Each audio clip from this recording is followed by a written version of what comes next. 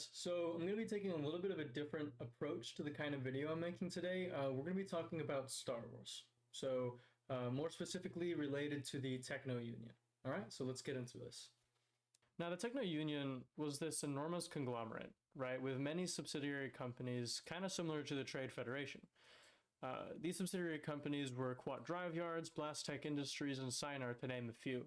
These specifically, though, produced vehicles and technology for the Grand Army of the Republic.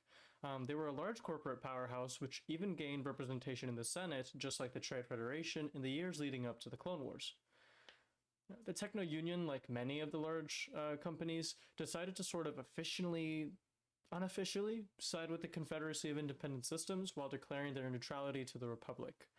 But let's move on to the droids that were specifically manufactured by the Techno Union.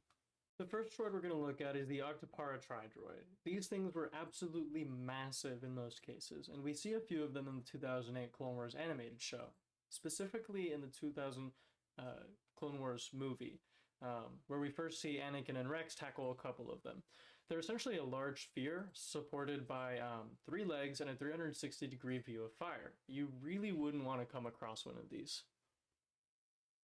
Next up is the LM-432 Crab Droid. This was another Techno Union manufactured droid, and it's named after its organic appearance with its 6 legs. It was armed with twin blasters, and in the Clone Wars, there is a different version that shows up that just has 4 legs.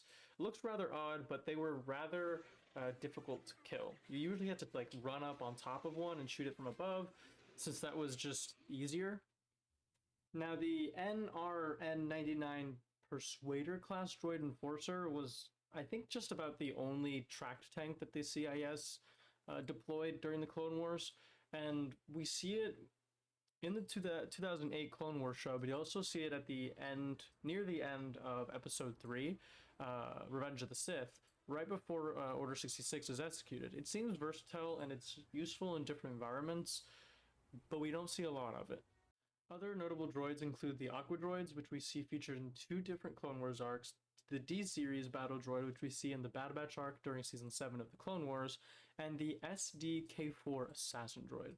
We see that earlier on in the Clone Wars, and I believe it's the only appearance on screen. It's the little creepy spider thingy with all the little baby spiders. Yeah, nasty. But really cool. Now, those are the only droids aside from the Decimator that were specifically manufactured by the Techno Union.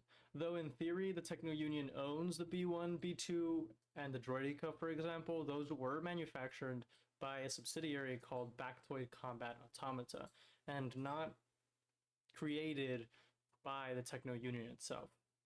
As I had mentioned earlier in the video, the Techno Union had subsidiary companies, which worked to produce equipment for the Republic. So it was in their best interest to ensure that this conflict continued for as long as feasibly possible. And there's no better way than by playing both sides.